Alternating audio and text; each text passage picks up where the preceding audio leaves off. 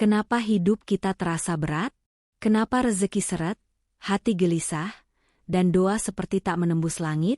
Mungkin ada dosa yang selama ini kita anggap biasa saja, padahal di mata Allah, itu dosa besar. Dosa-dosa yang tak pernah kita sadari, tapi setiap hari kita lakukan. Dari ucapan kecil, sikap seenaknya, hingga kebiasaan yang dianggap lumrah, semua bisa jadi jalan menuju neraka. Konten ini bukan untuk menakuti, tapi menyadarkan. Simak baik-baik, karena bisa jadi dosa ini sedang kita lakukan sekarang juga. Assalamualaikum warahmatullahi wabarakatuh. Sahabat-sahabat yang dirahmati Allah, semoga kita semua selalu dalam lindungannya.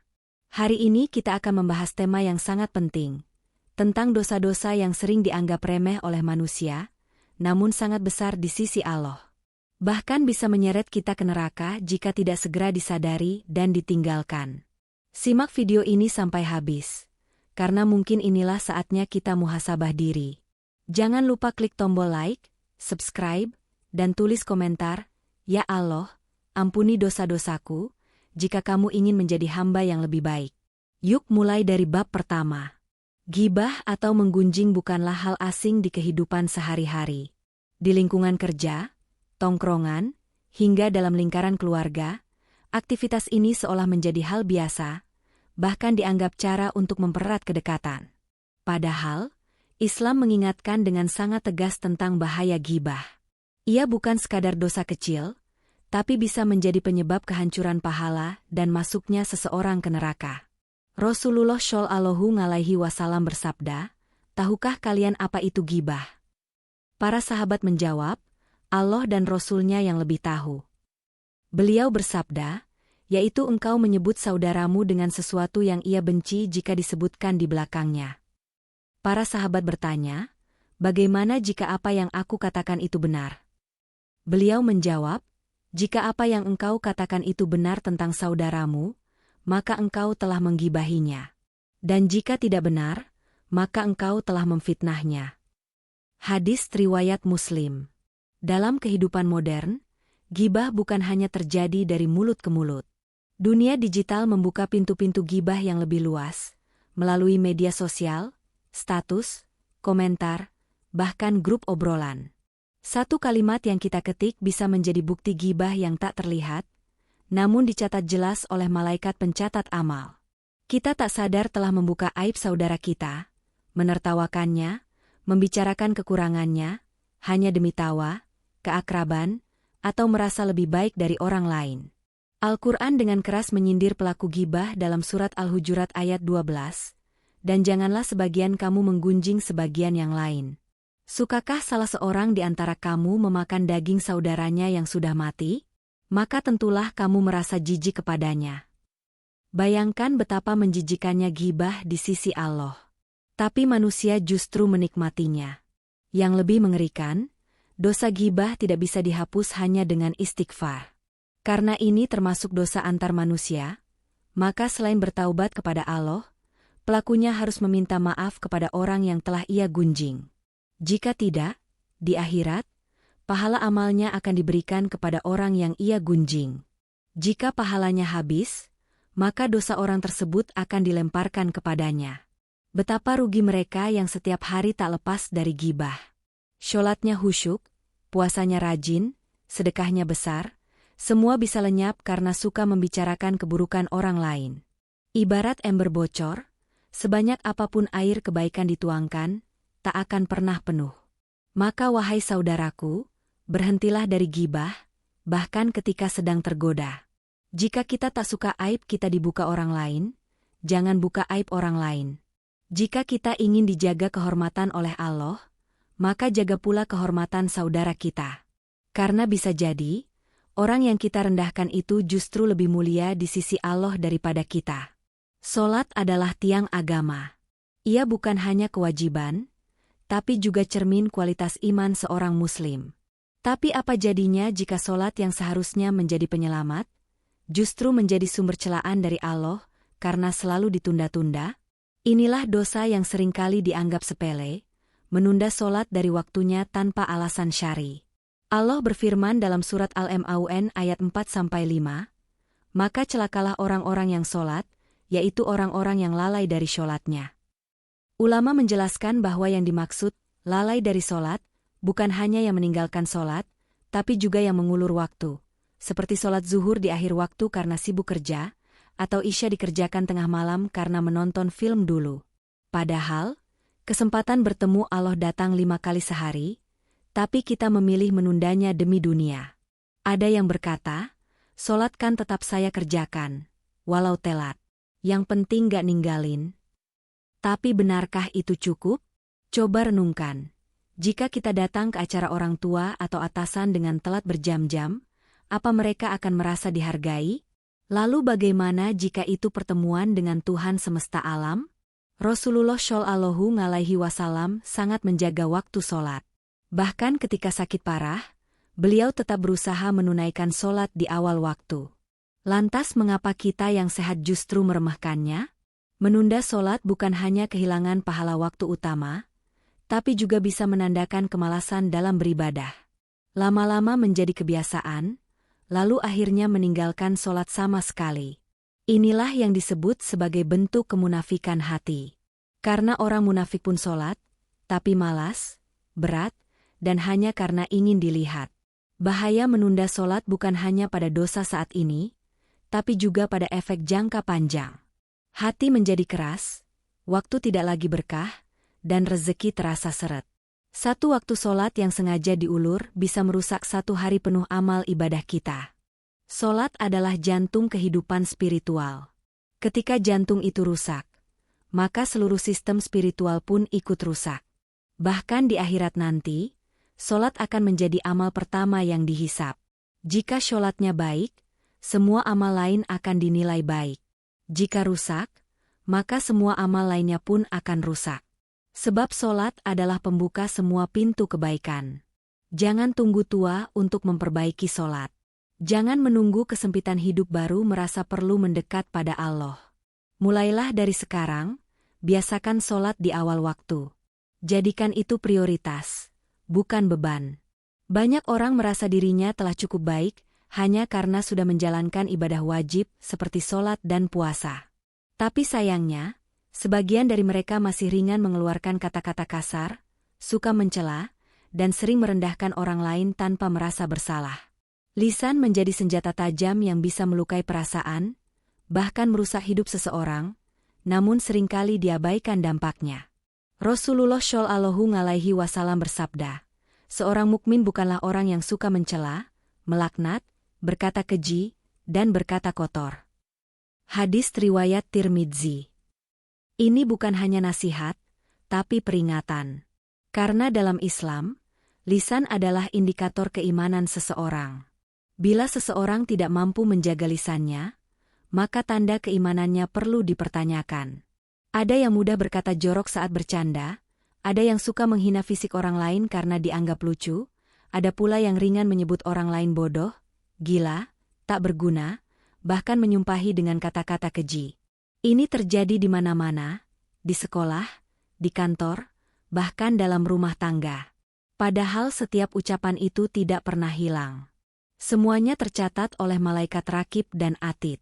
Satu kalimat yang menyakitkan bisa menghancurkan semangat hidup seseorang.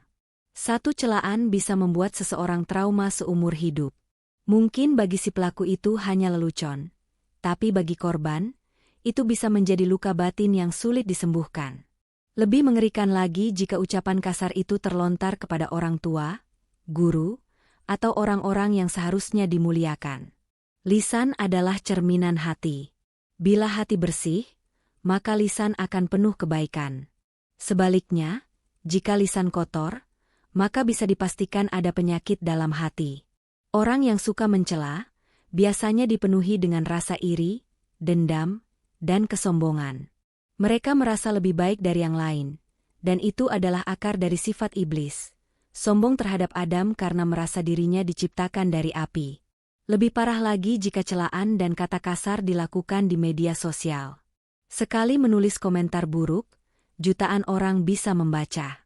Itu artinya, dosa kita tersebar luas, dan bisa menjadi dosa jariah yang terus mengalir selama komentar itu masih terbaca. Islam sangat menekankan etika dalam berkata, baik di dunia nyata maupun maya. Rasulullah bersabda, barang siapa yang beriman kepada Allah dan hari akhir, hendaklah ia berkata baik atau diam.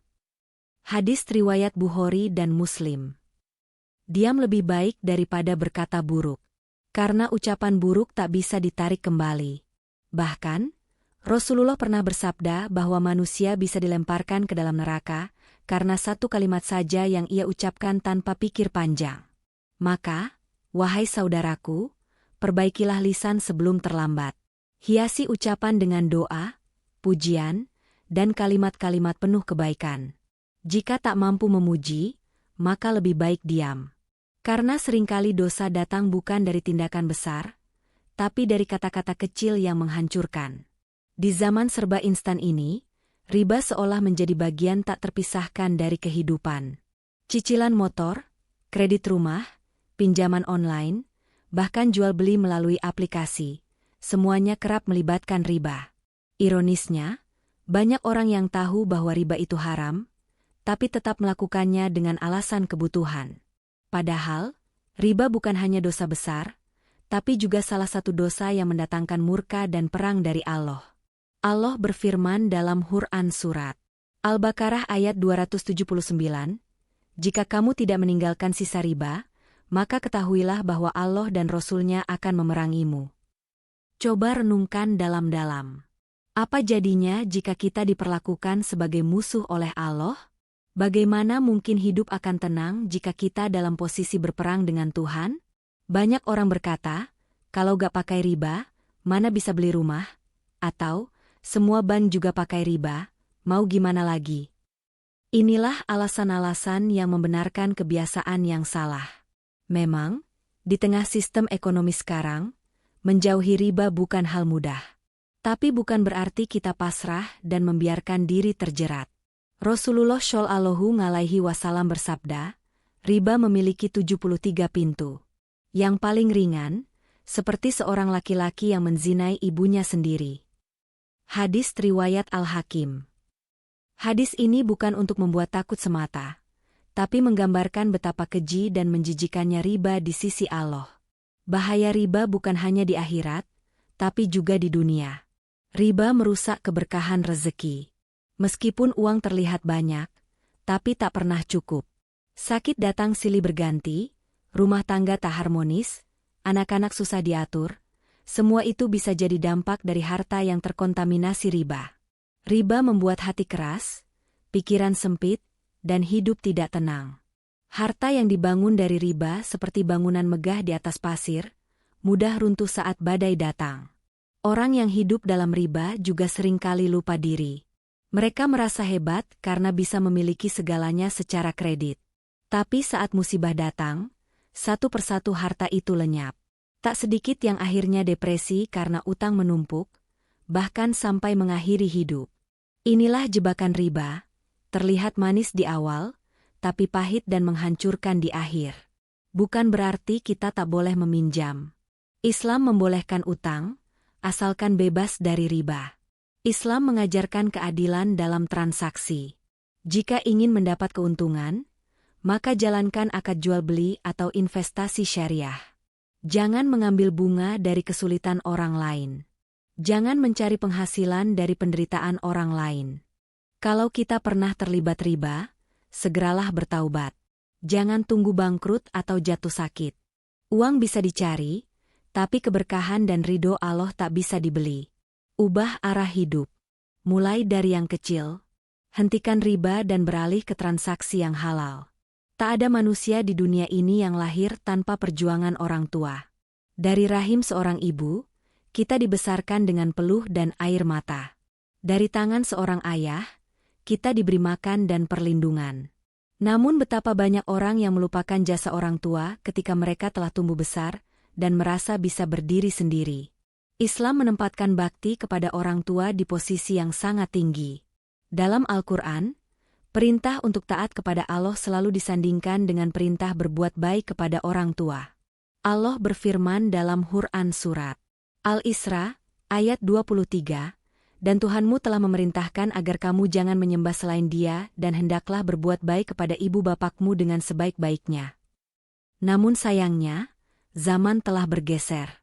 Banyak anak yang merasa lebih tahu segalanya, hingga tega membantah, membentak, atau bahkan meninggalkan orang tuanya yang telah renta.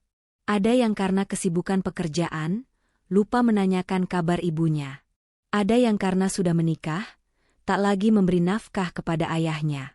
Lebih tragis lagi, ada yang merasa malu mengakui orang tuanya sendiri karena dianggap tidak berpendidikan atau miskin.